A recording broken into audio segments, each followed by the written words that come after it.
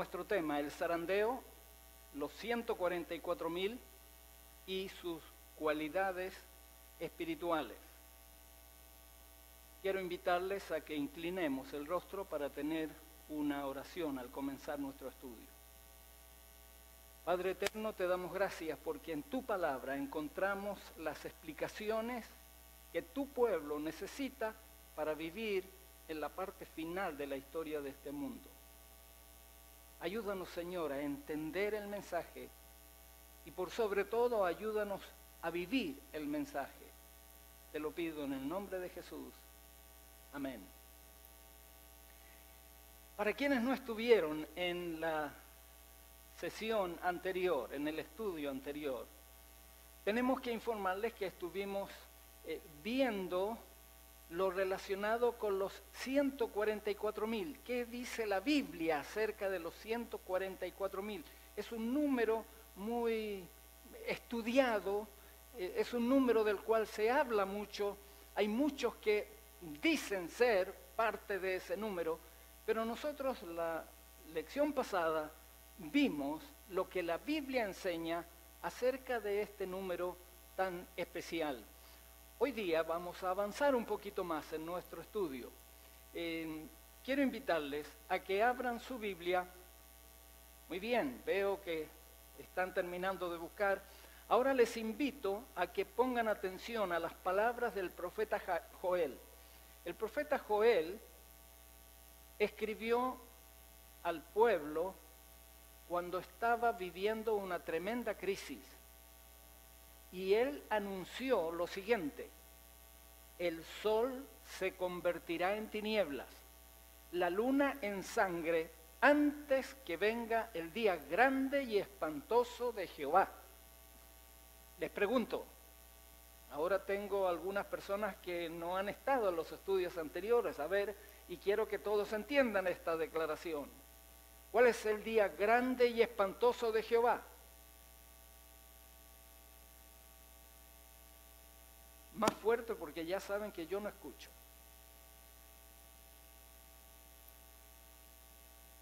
Ustedes ven, ya tenemos dos respuestas aquí. Y estamos empezando. Lo bueno es que cuando venimos a estudiar la Biblia a este lugar, la Biblia nos ayuda a ponernos de acuerdo. Yo sé, la respuesta clásica de los miembros de esta iglesia es que el día grande es espantoso y terrible, es la segunda venida. Eso nos han enseñado, pero aquí hemos aprendido que tenemos que leer lo que la Biblia dice. No le hagan caso a quien está enseñándoles, porque yo les puedo enseñar cualquier cosa, ¿o no? Claro, ustedes tienen que estar seguros de que lo que se dice está en la Biblia. La Biblia es la palabra de Dios. ¿Estamos de acuerdo en eso? Si nosotros confiamos en la Biblia, no vamos a errar. Ya vamos a confirmar durante el estudio que el día espantoso y terrible no tiene que ver con el acto de la segunda venida de Jesús, sino es un acontecimiento previo, anterior a la segunda venida de Jesús. Aquí Joel anuncia que iban a haber señales en el cielo antes de ese día especial, que alguien lo mencionó aquí y hay que darle el crédito también, ¿cierto? Alguien mencionó que es el día de la ira de Dios. ¿Cuál es el día de la ira de Dios? Cuando caigan las plagas sobre esta tierra. Ese es el día de la ira de Dios. Ya lo vamos a confirmar otra vez hoy día. Vamos a seguir leyendo el versículo 32. El versículo 32 dice: y todo aquel que invocare el nombre de Jehová será salvo, porque en el monte de Sión y en Jerusalén habrá salvación, como ha dicho Jehová, y entre el remanente al cual él habrá llamado. Aquí hay cosas muy importantes. Aquí está hablando dónde podemos encontrar salvación. ¿Dónde podemos encontrar salvación? Según lo que dice la Biblia. En el monte de Sión. ¿En dónde más? Y en Jerusalén. Y entonces estoy seguro, yo no sé cuánto conocimiento de la Biblia tienen algunas personas que están aquí con nosotros hoy, pero estoy seguro que las personas cuando escuchan Jerusalén, cuando escuchan Monte de Sión, su mente se va hacia Israel. Allá está Jerusalén, allá está el Monte de Sión.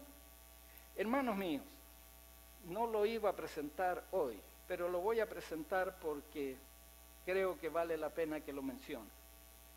El mundo cristiano está mirando para donde no debe mirar porque no ha entendido un principio básico, es un principio de la Biblia. Para entender estas declaraciones proféticas tenemos que tener en cuenta este principio. Y déjenme ocupar un poquito de tiempo para hablar de este principio. Antes déjenme hablar del remanente, el cual Él habrá llamado. Déjenme hablar de eso para ir al principio. Noten que aquí habla de un remanente. ¿Qué significa un remanente? ¿Qué significa? Lo que queda, el resto. Antes, cuando el mundo era joven para mí, yo veía a mamá que iba a comprar a las tiendas, a ella les gustaba la costura y todo eso, iba a las tiendas y compraba tela y entonces hacía vestidos y hacía cosas muy bonitas. Y allí me di cuenta, más de una vez me hizo sufrir con eso, que había que ir a buscar la misma tela que ella había comprado antes, porque le faltó. Y allá había que ir a buscar, pero a veces ya no estaba. Y entonces nos mandaban a buscar en el remanente, en lo que quedaba. Pero ahí había que buscar la misma tela, con las mismas características. Cuando la Biblia habla del remanente, está hablando de lo que queda de la iglesia que Jesús formó en esta tierra. La iglesia ha tenido muchos altos y bajos, más bajos que altos. Pero la iglesia todavía se mantiene por medio de este remanente. Tiene las mismas características de la iglesia en el tiempo de Jesús. Y hermanos y amigos, este es el secreto para encontrar la verdadera iglesia. Tenemos que buscar que sea igual a la original, porque si no, vamos a estar en problemas. Vamos a estar en problemas. Remanente, el cual Él habrá llamado. ¿Quién llama al remanente? Mi hermano Leo está diciendo con seguridad, y me alegra esa seguridad. Dios, Jehová. Jehová es el que llama al remanente. Pero algunos dicen, a mí no me ha llamado entonces. No. Él llama a ¿quiénes? A todos. Él vino a ofrecer la salvación ¿para quiénes? Para todos. Pero Él finalmente hace el llamado a aquellos que en su mente, en su cabeza, toman la decisión de ser fieles a Dios. A esos son los que Él llama. A los demás no los puede llamar porque tienen su cabeza en cualquier otra cosa. ¿Tiene sentido lo que digo? Dios llama a los que deciden ser fieles a Él. Esos son sus remanentes. Y ahora vamos a la explicación que quería dar. Esta es una explicación importante. El evento de la cruz marcó un gran cambio en la identificación de lugares, puntos cardinales y referencias geográficas. Acabamos de leer que el profeta Joel dijo que la salvación estaba ¿dónde? Estaba en el monte de Sión y estaba en Jerusalén.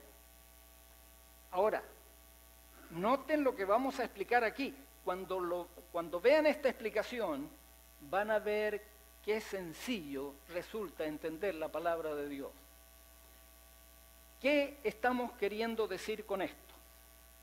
Jesús marca un antes y un después. Antes, hasta la cruz, toda referencia en la Biblia a puntos geográficos o lugares eran literales. ¿Qué significa esto? Cuando Joel dice que la salvación está en Jerusalén y está en el monte de Sión, ¿a qué se refería? Literal. A Jerusalén y el monte de Sión que está allí, en lo que antes llamábamos Palestina, pero que ahora desde 1946 me parece, o 8 ya se me olvidó, pero de allí en adelante el Estado de Israel se formó otra vez y entonces allí está Jerusalén y allí está el monte de Sión. Eso es literal, eso está allí. Pero tenía que entenderse literal antes de Jesús. Todas las promesas que hizo Dios para Israel debían cumplirse literalmente allí en Israel. Les pregunto, ¿Israel fue fiel a Dios? Desgraciadamente no. Y entonces viene Jesús, y después de Jesús las cosas cambian. Después de Jesús todo se vuelve simbólico. ¿Qué significa simbólico? Que cuando dice Jerusalén no se refiere al Jerusalén literal, sino se refiere a un Jerusalén espiritual. Cuando dice monte de Sión no se refiere al monte de Sión que está allí en lo que es Israel hoy día, sino se refiere a un monte de Sión espiritual que está en otra parte. Ustedes ya saben dónde está, ¿verdad? ¿Dónde está la Jerusalén ahora? La Jerusalén después de Jesús, ¿dónde está? Ayúdenme. ¿Se dan cuenta qué sencillo? Está en el cielo. Jesús dijo, voy a preparar morada. Esa era la nueva Jerusalén. Y en el libro de Apocalipsis, capítulo 21, allí va a decir que esa nueva Jerusalén va a venir a esta tierra, pero está allí. Allí es donde tenemos que mirar, después de Jesús. No se olviden, después de Jesús es simbólico. La confirmación bíblica, tengo que correr, si no el tiempo no me va a alcanzar para el tema de hoy. Jesús anunció este cambio. Mateo 21, 43, Jesús dijo, el reino de Dios será quitado de vosotros y será dado a gente que produzca los frutos de él. ¿Qué está diciendo Jesús? Cuando yo sea clavado en la cruz, ustedes ya no van a ser más mi pueblo y será dado a quienes den los frutos correspondientes. El Israel ya no sería la nación de Israel, sino sería un Israel espiritual. Otro texto que quiero mencionar, Mateo 23, 38. He aquí vuestra casa os es dejada desierta. ¿A qué se refería? Al templo de Dios. El templo en Jerusalén, Jesús lo dijo, va a ser dejado desierto. Ahora, ¿dónde iba a estar ubicado el templo? El templo está en el cielo. Ya no es literalmente allí. Hoy día hay muchos cristianos sinceros, pero que no han entendido esta enseñanza de Jesús y que están buscando construir un templo literal allí en Jerusalén. ¿Han escuchado de eso? La Biblia nos dice que no, ese templo quedó desierto, ya no más, porque ahora el templo es simbólico. El templo está arriba, el templo es su iglesia. Tenemos que ver lo que la iglesia entendió y enseñó acerca de este cambio.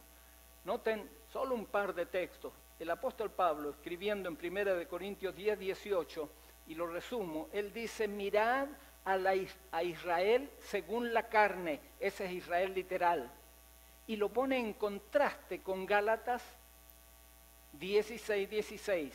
Él, Israel de Dios. ¿Cuál es el Israel de Dios? Es el Israel espiritual. Gálatas 6:16, para quienes están tomando nota. Otra declaración en Hebreos dice, no os habéis acercado al monte que se podía palpar. Está hablando del monte de Sinaí. Ustedes no se han acercado a ese monte. Eso era literal. A ese monte se acercó el pueblo de Israel en el pasado. Ustedes, dice ahora, se han acercado ¿a dónde? Se han acercado al monte de Sión. ¿No era eso lo que decía Joel? Y ahora el monte de Sión, a la ciudad del Dios vivo, ahí está Jerusalén. Jerusalén, la celestial. ¿Sí notan la diferencia? Antes de Jesús, cuando se refiere a Jerusalén o al monte de Sión, se refiere literalmente a lo que había allí y ellos podían tocar y ellos lo podían ver. Después de Jesús, nuestra interpretación tiene que ser entender el símbolo. Ya los lugares geográficos no son los que están aquí en la tierra, sino tienen un significado diferente y que tenemos que buscar. La Biblia lo aclara. En el caso de Jerusalén, ¿dónde está Jerusalén ahora? ¿Dónde tenemos que mirar? Es la Jerusalén celestial. ¿Dónde está el monte de Sión? Es el monte donde Dios vive. No, Dios no vive en un monte. Ese es el símbolo. El trono de Dios está en el monte de Sión. Tenemos que avanzar en nuestro tema. Algunos están preocupados por lo que pasa en la iglesia. Cada vez se hace más notorio, más patente, cómo la verdad en la iglesia, la verdad del Evangelio parece que se va alejando. El poder transformador del Evangelio en la vida de los miembros de la iglesia remanente no se está mostrando como Dios quisiera que se muestre. Pero miren la promesa que Dios ha dado. Satanás llevará a cabo sus milagros para engañar y establecerá su poder por encima de todo lo demás. Puede parecer que la iglesia está por caer, pero no escucho a ninguno de ustedes decir amén. No aprendieron esa palabra, ¿eh? Hermanos, esta es una buena noticia. Aunque parece que las cosas no están bien como nosotros quisiéramos, pero Dios dice que su iglesia no caerá. Y no caerá por aquellos que se mantienen fieles dentro de la iglesia. No caerá por eso. Sigue diciendo la cita. Ella permanece en pie mientras los pecadores que hay en Sión son tamizados, mientras la paja es separada del trigo precioso. ¿Recuerdan que hemos estado hablando del zarandeo? Esto es el zarandeo.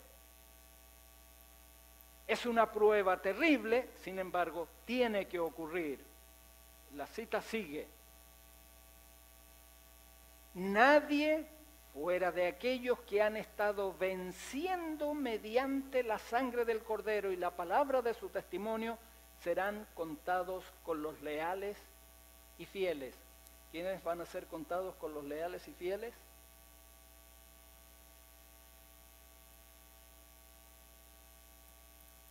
Los que han estado venciendo mediante la sangre del Cordero y la palabra de su testimonio. Nosotros a veces nos ponemos a pelear, que mi iglesia, que tu iglesia, que... No tenemos que pelear por eso. No tenemos que preocuparnos de eso. Lo que tenemos que preocuparnos es que nuestras vidas obtengan victoria. Victoria en Cristo Jesús, venciendo por la sangre del Cordero y la palabra de su testimonio. Además dice, nadie va a ser contado en el grupo de los fieles y me voy a la mitad de la cita ahora, con los que no tienen mancha ni arruga de pecado, con los que no tienen engaño en sus bocas.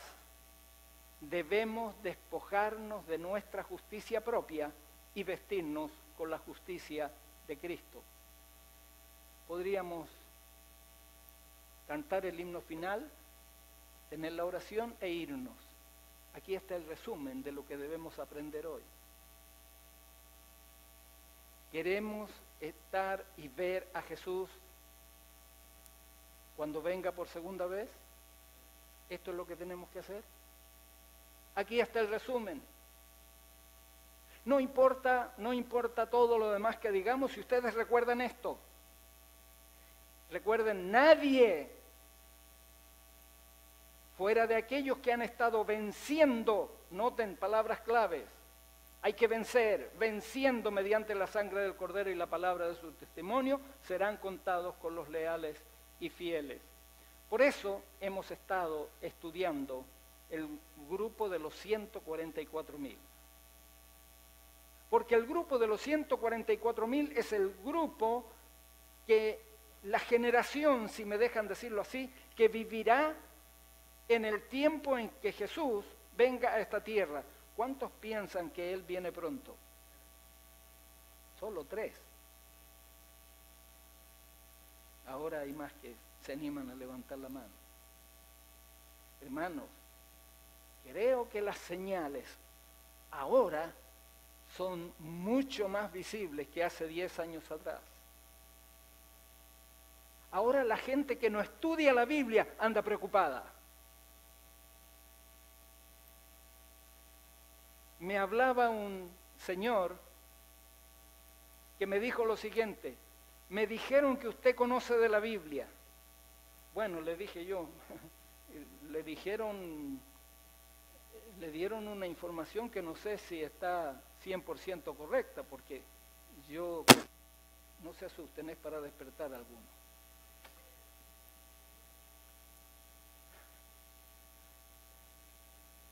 El asunto es que este señor, cuando conversé un poquito con él, me dice, mire, yo no creo en Dios.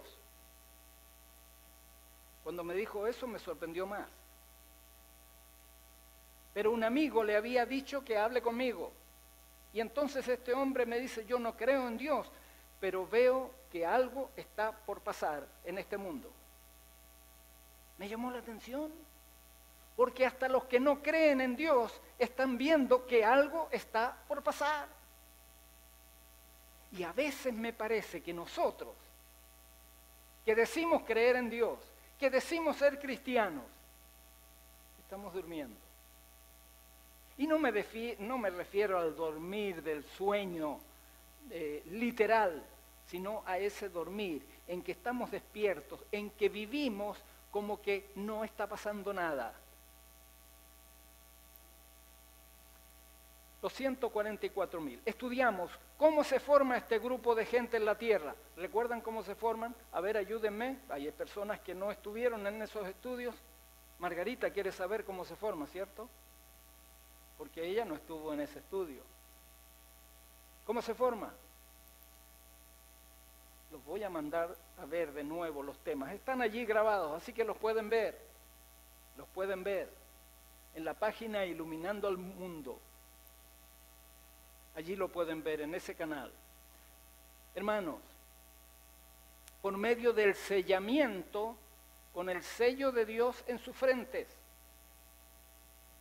Este grupo se forma cuando Dios, recuerdan que Dios llama al remanente, Él va a poner un sello en la frente de su pueblo, de sus siervos, dice la palabra de Dios. Ya lo estudiamos, repasen los temas anteriores. La otra pregunta que hicimos, ¿cuándo se forma este grupo? ¿Recuerdan cuándo se forma? No. A los hermanos que nos están acompañando por primera vez ahora no les pido que ellos sepan, pero los que me han escuchado, yo esperaba que me contestaran más rápido.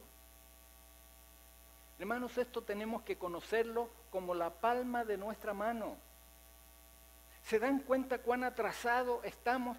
¿Cómo vamos a dar el mensaje a la gente que no lo conoce si ni nosotros estamos seguros de lo que tenemos que creer, hermano?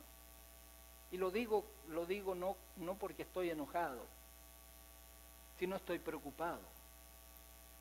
Estoy preocupado porque estamos en la iglesia, pero estamos viviendo como en una burbuja. Hermanos míos, ¿cuándo se forma este grupo? Tienen que repasar lo que decía Apocalipsis capítulo 7. Este grupo se forma antes que se suelten los vientos, ¿recuerdan ahora? Antes que se suelten los vientos, es decir, antes del derramamiento de la ira de Dios, antes de la gran tribulación, antes del gran tiempo de angustia. Vean lo que dice Daniel 12:1. Todo esto ya lo estudiamos. El responder correctamente a esta pregunta, hermanos, nos va a librar de aceptar los engaños de Satanás que están siendo publicados en este tiempo y cientos de personas creen el engaño de Satanás. La pregunta que quisiéramos responder hoy es: ¿quiénes forman este grupo? ¿Les gustaría ser parte de este grupo de gente victoriosa? ¿A cuántos les gustaría ser parte del grupo? No, ahora levantaron casi todos la mano. Por eso pongan atención, porque aquí están las características que debemos tener, hermanos, no cuando Cristo venga. Estas características tenemos que tenerlas ahora, aquí, en la tierra. Algunos están esperando que cuando Jesús venga, entonces que los transforme, que los cambie. No, se va a quedar esperando. Tenemos que cambiar, ser transformados ahora. Solo una ilustración. ¿Cuántos han escuchado que el próximo año hay una olimpiada? ¿Cuántos han escuchado? No son muy buenos deportistas ustedes. Bueno, los deportistas saben que el próximo año en Brasil van a ser las Olimpiadas. Es una fiesta del deporte.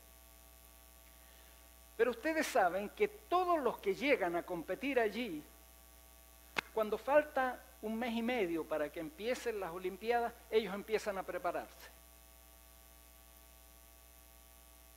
¿Sí? ¿Verdad que no? Los que están pensando competir el próximo año en Brasil llevan años de preparación.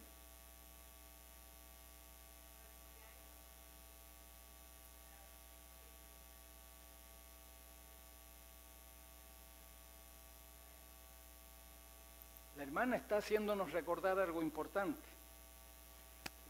Algunos van a correr, otros van a saltar, van a hacer muchas disciplinas allí, pero todos tienen que vivir un estilo de vida diferente al resto del mundo. ¿Están de acuerdo con lo que estoy diciendo? Ellos tienen que comer en forma especial, tienen que hacer ejercicios especiales, tienen que hacer muchas cosas diferentes para poder estar listos a esa fiesta deportiva del próximo año. Hermanos, nosotros como cristianos tenemos una tremenda fiesta delante de nosotros. Y muchos de nosotros no estamos haciendo los preparativos. Y esperamos que cuando falte un mes, bueno, entonces ahora sí, Señor, nos vamos a quedar chasqueados. Por eso estamos estudiando estos temas. Hermanos queridos, el Señor quiere despertarnos. El Señor quiere que nosotros pertenezcamos. ¿Quiénes forman este grupo? Nosotros hicimos, en la lección pasada, hicimos una lista. ¿Cuántos trajeron su lista? Es verdad, la semana pasada no estuve aquí, entonces ya se desconectaron. Pero espero que recuerden la lista. Yo, antes de la lista, voy a leer esta cita. Es un consejo, que nos esforcemos por ser uno de los 144,000. Noten que fue dado el año 1905 este consejo. ¿Qué dice este consejo? Esforcémonos con todo el poder que Dios nos ha dado para estar entre los 144,000. ¿Cuál es el consejo? La palabra clave, esforcémonos. Esforcémonos significa que, bueno, vamos a ver qué hago. ¿Verdad que no? Esforcémonos significa que tengo que ejercitarme. Y ustedes saben cuál es el ejercicio. Lo hemos estudiado en temas anteriores. Jesús dijo, velad y orad para que no entréis en tentación. Velad y orad. Ese es el ejercicio, ese es el esfuerzo que tenemos que hacer. La cita termina diciendo, y vamos a hacer todo lo que podamos para ayudar a otros a ganar el cielo. No. No es que nosotros podemos hacer algo para ganar el cielo. No, lo que está diciendo esta cita es que nosotros tenemos que decirle a la gente cómo debemos ganar el cielo a través de Cristo Jesús. Porque Él es el que nos da el cielo, pero Él tiene un camino, Él tiene una forma. Y Satanás ha enturbiado esa forma. Y la gente piensa que haciendo cosas puede ganar el cielo. No, eso es lo que tenemos que enseñarle a la gente. Cómo pueden ganar el cielo a través de Cristo Jesús. Y ahora entonces vamos a ver las características de los 144,000 que ya anotamos. Tenían el nombre del Cordero y el Padre escrito en sus frentes. Esto lo sacamos para los hermanos que están ahora de Apocalipsis capítulo 14 y Apocalipsis capítulo 7. Y ahí sacamos esta lista. La número 2 era, cantan un cántico nuevo, solo ellos lo sabían. Número 3, redimidos de entre los de la tierra. No, estos no son marcianos, estos son de la tierra. Así es que tú y yo podemos estar allí, ¿o no?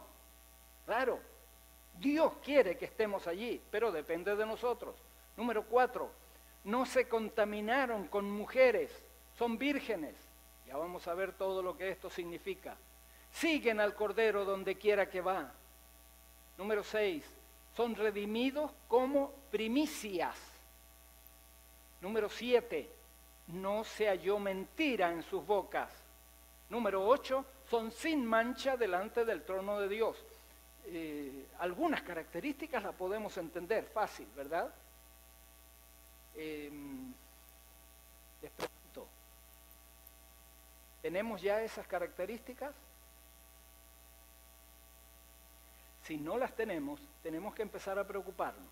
No a preocuparnos de tal manera que nos desesperemos, sino a dar los pasos necesarios para estar en este grupo. Esforcémonos. ¿No decía eso la cita?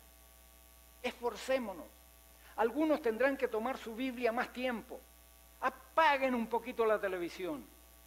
Dejen de ver los programas que nos gustan, nos entretienen. Sí, no estoy diciendo que sea malo que vean la televisión, pero, hermanos queridos, el tiempo se acaba. No hay tiempo ya para entretenciones. Tenemos que prepararnos para entrar en el reino de Dios. Y si ustedes no quieren prepararse, está bien, pero Jesús derramó su sangre para que ustedes estén listos para el reino de Dios. No lo dejen esperando a Jesús. Vamos a ir analizando algunas de estas cosas que vimos. ¿Cuál era la primera? Bueno, ya apareció allí. El nombre del Padre y del Cordero en la frente. ¿Qué significa eso? ¿Que vamos a tener allí un sello con el nombre de Dios? ¿O que vamos a tener allí un sello con el nombre del Cordero? Parece que aquí no está hablando en forma literal, ¿cierto? Tenemos que entenderlo. Y esto es importante. Cuando habla de tener el nombre del Padre y del Cordero, esta declaración nos está hablando de algo muy importante. que nosotros lo hemos descuidado. Hermanos, antes que Cristo venga, antes que el tiempo de gracia se termine y que venga el día de la ira de Dios, antes de eso nosotros tenemos que tener el nombre de Dios y del Cordero en nuestra frente. ¿Han escuchado hablar del sellamiento, cierto? Sí, yo sé lo que les enseñaron a ustedes, tiene que ver con el sábado. No voy a discutir eso ahora, no voy a hablar del sello de Dios. Pero aquí este pasaje me dice que lo que van a tener en su frente los siervos de Dios, ¿qué cosa es? ¿Qué cosa es? El nombre de Dios y del Cordero. ¿No es eso lo que estudiamos? ¿Qué significa tener el nombre de Dios y del Cordero? Tener el nombre de Dios y del Cordero significa tener el carácter de ambos. Ustedes saben que antes los nombres se ponían buscando alguna característica especial para ese niño o para esa niña. Después, con el tiempo, nos enseñaron que había que ponerle el nombre que aparecía ahí en el santoral, en el calendario, ¿no? Y algunos les han puesto cada nombre. Qué bueno que a mí no me pusieron el nombre que salía ahí en el calendario. Antes no, el nombre se lo ponía por alguna razón. Por eso Dios tuvo que cambiarle a algunos sus nombres. ¿Recuerdan Jacob? Jacob, por ejemplo. ¿Saben lo que significa Jacob? ¿Saben o no? ¿Hay alguien que se llama Jacob aquí? No. Entonces ya puedo hablar tranquilo. Disculpen los que me están mirando. Jacob significa usurpador, mentiroso. Si ustedes leen el relato de la Biblia, van a ver que esto pasó desde antes que naciera. Desde antes que naciera. No les voy a contar el relato ahora. Ese nombre llevaba a este muchacho, imagínense cuando iba a la escuela, no iban a la escuela como ustedes van ahora, pero cuando iban ahí delante de sus amiguitos, y ¿cómo te llamas? Mentiroso. Ese era su nombre. No era muy bonito, ¿verdad? Pero Dios después le cambió el nombre, le puso Israel. Después estudiamos lo de los nombres, pero ¿qué quiero decir con esto? Que tener el nombre de Dios significa tener el carácter de Dios. Tener el nombre del Cordero significa tener el carácter de Cristo. Y hemos estado estudiando que nuestra gran necesidad es de reflejar el carácter de Jesús. Nos llamamos cristianos, hermanos, y somos una vergüenza. Porque de Cristo solo tenemos la camiseta, como digo yo. Pero tenemos que vivir con el carácter de Jesús. Tenemos que vivir haciendo lo que Jesús hacía. ¿Están de acuerdo conmigo, hermanos? ¿O estoy hablando? ¿Verdad que sí? Eso es ser cristiano. No es decir yo tengo esta religión y yo defiendo mi religión. No, tenemos que defender el nombre de Jesús. Y el nombre de Jesús se defiende actuando como Jesús, viviendo como Jesús. Además, tener el nombre significa que pertenecemos a Dios. Por eso estudiábamos que estos son siervos de Dios. Hoy día es otra palabra que nos cuesta entender, porque hoy día no hay siervos, ¿verdad? Hoy día, bueno, a veces en la casa me tienen, pero esa es otra cosa. Hermanos, hoy día no hay siervos, hoy día todos pelean sus derechos.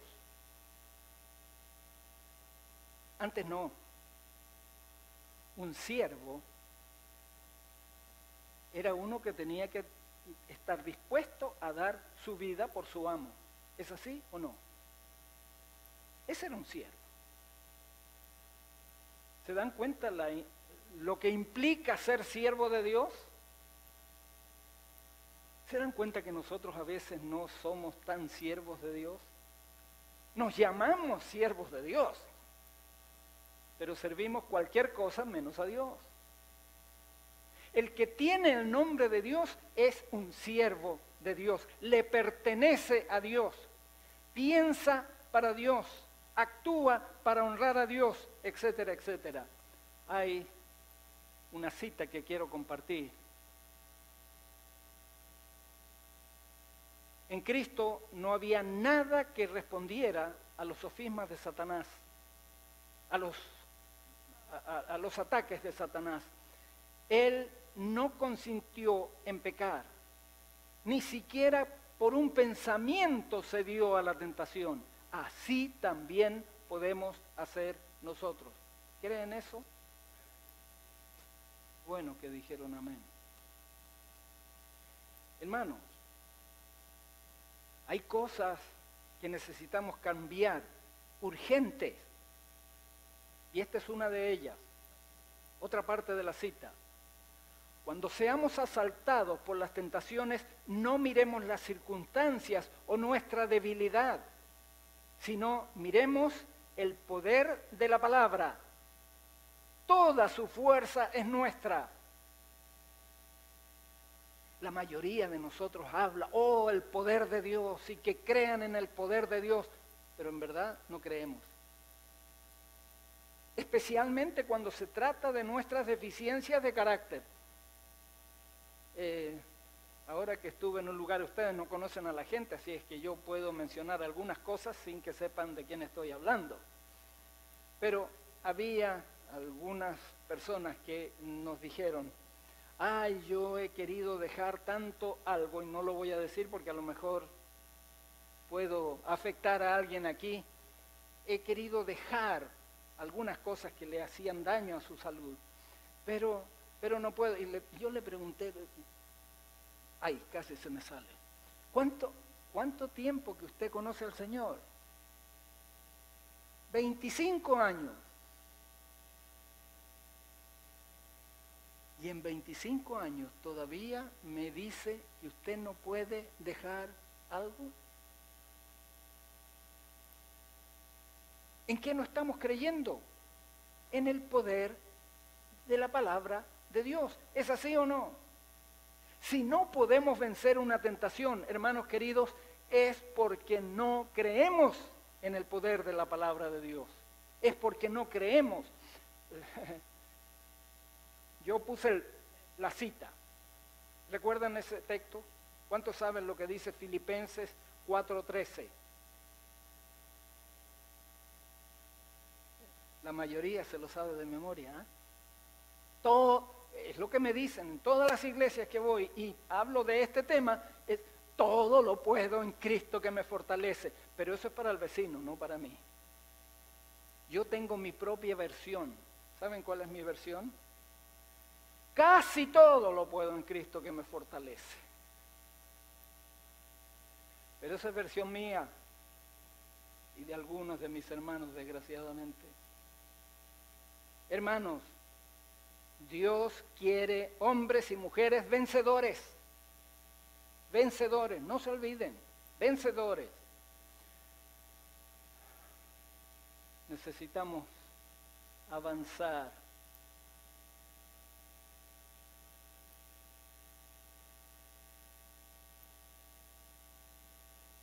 ¿Estamos listos para recibir el sello de Dios?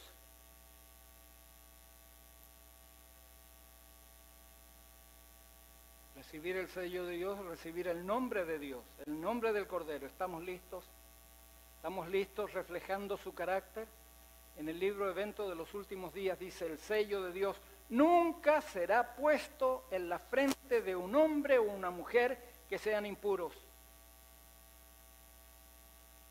¿Qué estamos mirando? ¿Qué estamos oyendo? Mire, esto no tiene que ver con la iglesia. Algunos me dicen, no, en tu iglesia prohíben. No, si no prohíben nada. Usted puede hacer lo que quiera, porque el pastor de la iglesia no le va a revisar lo que usted está mirando. El pastor de la iglesia no le va a revisar lo que usted está comiendo. Nadie le va a ir a revisar nada. Pero el sello de Dios no será puesto en la frente de ninguna persona que sea impura. Y a veces lo que la televisión nos ofrece, ¿qué tipo de pensamientos produce? ¿Qué les parece? ¿Podemos ser puros mirando los programas que están mirando? Hermanos, ustedes saben lo que ustedes miran, yo sé lo que yo miro. Tenemos que hacer algo. Si queremos recibir el sello de Dios, tenemos que hacer algo. Si no lo hacemos, es nuestra decisión. Dios no nos obliga. Pero no recibiremos el sello de Dios. Dios no puede llamarnos a ser sus siervos. La cita sigue diciendo: nunca será puesto el sello de Dios sobre la frente de seres humanos ambiciosos, amadores del mundo. Nunca será puesto sobre la frente de hombres y mujeres de corazón falso y engañoso. Todos los que reciban el sello de Dios deberán estar sin mancha delante de Dios y ser candidatos para el cielo. ¿Estamos listos para recibir el sello de Dios?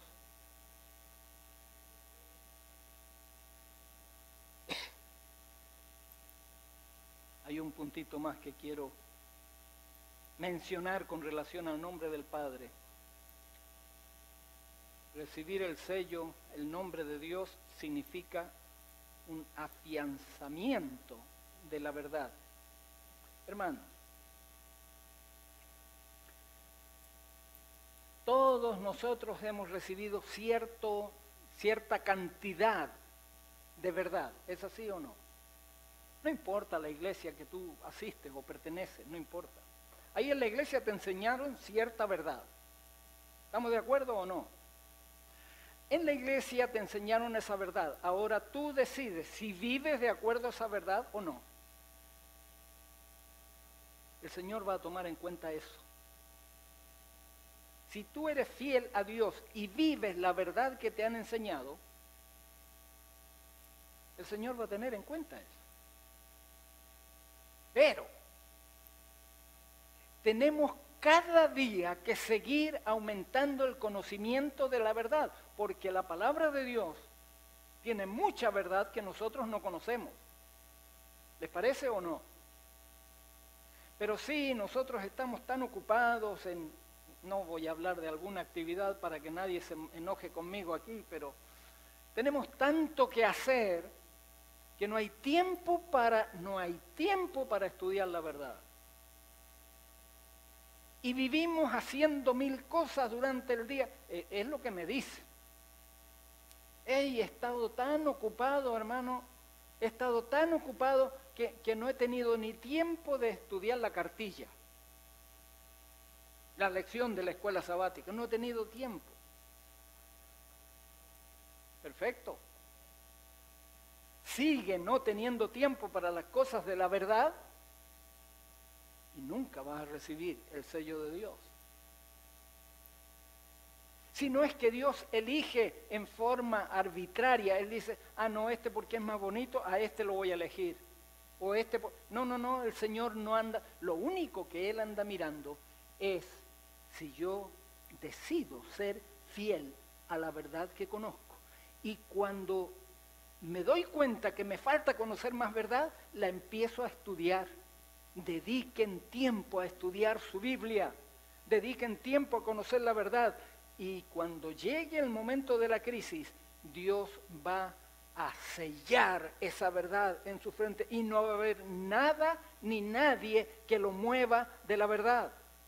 ¿Creen eso o no?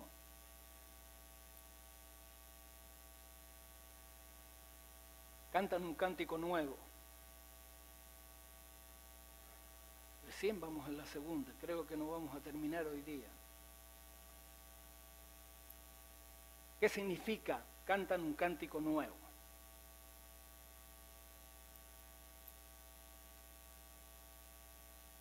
Para entender esto necesitamos ver otro texto. Y vamos a ir a ese texto. Vamos a tomar unos minutitos más. En Apocalipsis. Allí no se mencionan los 144.000, pero ustedes van a notar enseguida que se refiere a ellos. Apocalipsis capítulo 15. Apocalipsis 14 nos hablaba de los 144.000, ¿recuerdan? Apocalipsis capítulo 15. Vamos a empezar a leer desde el versículo 1. Apocalipsis 15, 1. ¿Qué dice allí? Allí dice: vi en el cielo otra señal grande y admirable, 7 ángeles que tenían las 7 plagas postreras, porque en ellas se consumaba la ira de Dios. Recuerden que al comenzar yo les pregunté ¿cuál era el día de la ira de Dios? Aquí está la respuesta. El día de la ira de Dios no es la segunda venida. El día de la ira de Dios, según la Biblia, es ¿qué cosa? El derramamiento de las plagas. ¿Estamos de acuerdo o no? ¿Se dan cuenta cómo la Biblia nos une? Si estudiamos la Biblia vamos a estar unidos. Algunos están buscando la unión, pero no importa lo que creemos. Cuidado con esas uniones. Tenemos que unirnos en la verdad de la palabra de Dios. Esa es la unión que el cielo está esperando de los cristianos.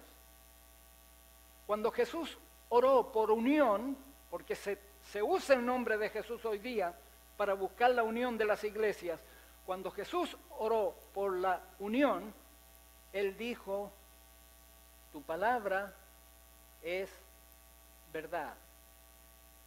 Y en esa palabra y en esa verdad tenemos que unirnos, no por otras razones. Volvamos a Apocalipsis, el versículo 2. ¿Qué dice el versículo 2? Vi también como un mar de vidrio mezclado con fuego, y a los que habían alcanzado la victoria sobre la bestia, su imagen y su marca y el número de su nombre, estaban en pie sobre el mar de vidrio con las arpas de Dios. ¿A qué grupo se está refiriendo?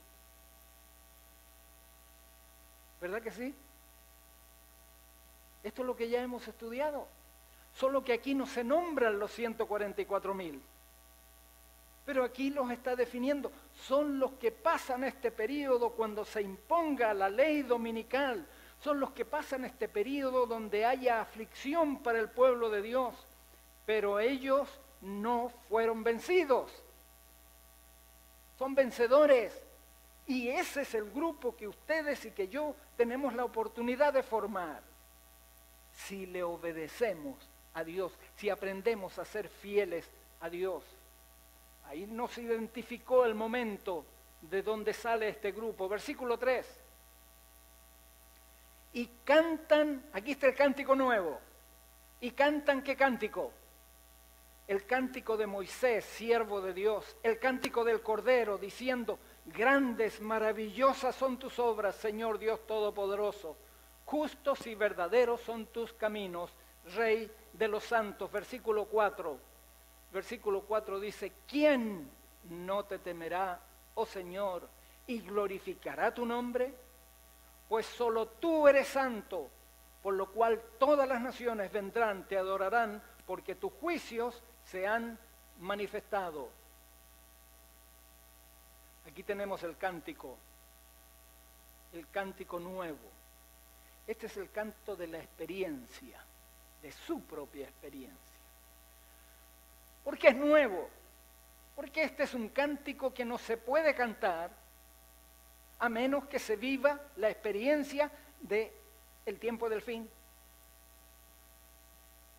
A través de todas las edades, los seguidores de Dios, los hijos de Dios, han vivido distintos tipos de experiencias, pero nosotros hemos estado estudiando que en el tiempo del fin va a ser la guerra más encarnizada. ¿Sí entienden todos ese término? La guerra más fuerte que podemos imaginar. Satanás sabe que le queda poco tiempo. Satanás está enojado, está airado y va a tratar de poner todo lo que él tenga en su poder para destruir ¿a quién?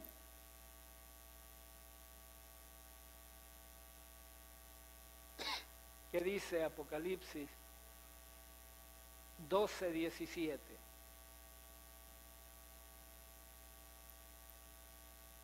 Para tratar de destruir al remanente.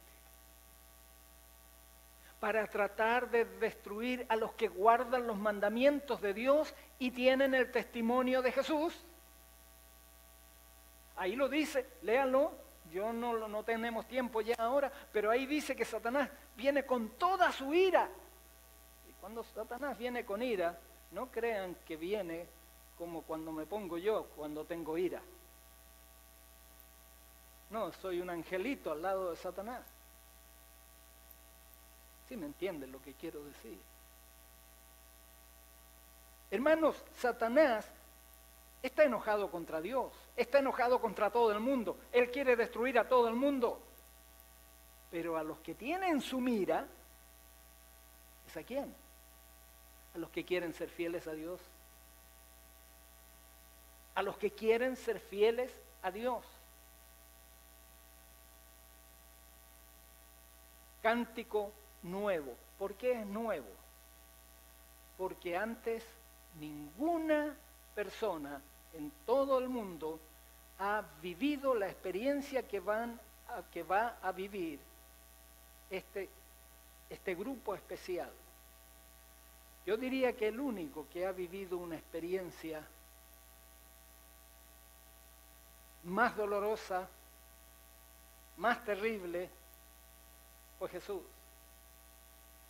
Y si ustedes recuerdan cuando empezamos este estudio del zarandeo, hablamos de la experiencia de Jesús y sus discípulos. Y cómo Jesús les invitaba a sus discípulos una y otra vez, velen y oren para que no entren en tentación. ¿Sirve para nosotros hoy? Es el mismo remedio.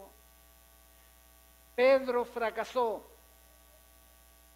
pero tuvo otra oportunidad. Judas fracasó y no tuvo más oportunidad. No sé en qué grupo vamos a estar tú y yo. Pero yo, con la fuerza y el poder que el Señor me da, estoy dispuesto a ser fiel. Sí, ustedes dirán, pero claro, porque ya está para morirse. La Biblia lo dice, sé fiel hasta la muerte y yo te daré la corona de la vida. Y hermanos, aunque sé que mis días están contados, y ustedes saben por qué lo estoy diciendo, aunque sé que mis días están contados, sé que mi Redentor vive y sé que va a cumplir cada una de sus palabras. Y sé que si me llama al descanso, todavía sé que lo veré, pero ahora tengo que ser fiel. Ahora tengo que ser fiel. No puedo esperar ser fiel después que me levante. No, tengo que ser fiel ahora. El cántico de Moisés. ¿Cómo me gustaría haber hablado más de él? ¿Saben? Les voy a dar una tarea. El canto de Moisés es un canto de liberación. ¿Recuerdan cuando Moisés cruza el Mar Rojo? Cuando Moisés cruza el Mar Rojo, al otro lado del Mar Rojo, cuando ellos vieron a todos sus enemigos ahí en el agua, ahogados, ellos cantaron un cántico. Lean lo que dice ese cántico. Ese es el cántico que nosotros también vamos a cantar. Es un cántico de liberación. Todos nuestros enemigos, comenzando de Satanás para abajo, a todos los enemigos que Él levanta contra nosotros, el Señor Jesús nos va a librar de ellos. Pero tengo que decidir ser fiel ahora. Hermanos, yo no sé cuánto tiempo más nos queda para vivir en la libertad que ahora tenemos. El próximo mes tenemos una visita muy especial a este país. Y ustedes lo saben. Algunos ni saben lo que está pasando, sí, yo sé, especialmente los niños. A ellos no les preocupa mucho, pero sus padres debieran estar preocupados. Después de esa visita, no sé cuánto tiempo más de libertad vamos a tener.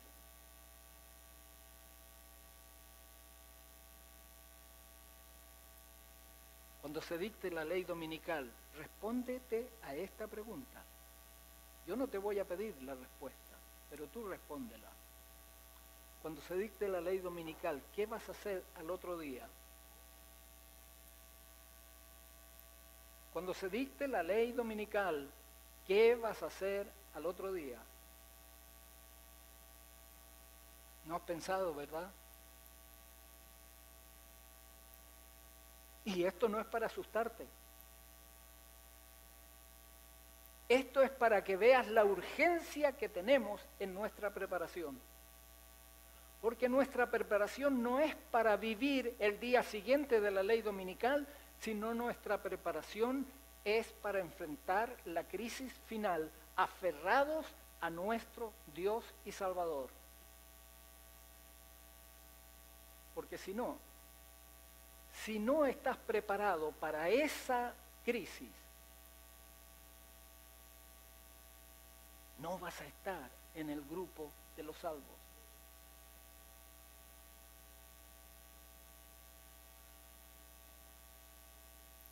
El tiempo se acaba. ¿Qué vas a hacer con la decisión que tienes que tomar en esta mañana? Creo que la decisión que debes tomar está clara. Vivir de acuerdo a la voluntad de Dios que conoces. ¿Crees que esa sería una buena decisión? Vivir de acuerdo a la voluntad de Dios que tú conoces. Tenemos diferente conocimiento de la verdad en los que estamos aquí y los que están mirando a través del programa. Tenemos diferente conocimiento de la verdad, pero el Señor espera que tú y yo vivamos el 100% del conocimiento de la verdad que tenemos. Quiero preguntarles, ¿cuántos quieren tomar esta decisión en sus vidas? Me gustaría ver sus manos. El cielo está viendo sus manos. El cielo está viendo sus manos. El cielo va a enviar poder especial para que usted cumpla esa decisión, pero haga su parte. Haga su parte. Cada día vele y ore. Y Jesús le va a dar la victoria. Les invito a inclinar el rostro. Dios nuestro, gracias por tu palabra. Gracias porque tú nos invitas a formar parte de este grupo especial que va a vivir el momento más terrible de la historia de esta tierra. Pero al mismo tiempo, Dios, tenemos asegurada la victoria contigo. Gracias, Padre, porque nos invitas a formar parte de este grupo. Ahora tú nos conoces. Tenemos debilidades, tenemos muchos cambios que hacer, tenemos mucho que estudiar, mucho que conocer. Ayúdanos, Señor, danos el deseo de conocer más de Jesús, de conocer su voluntad y de vivir reflejando el carácter de Jesús. Es mi deseo, mi oración en esta mañana.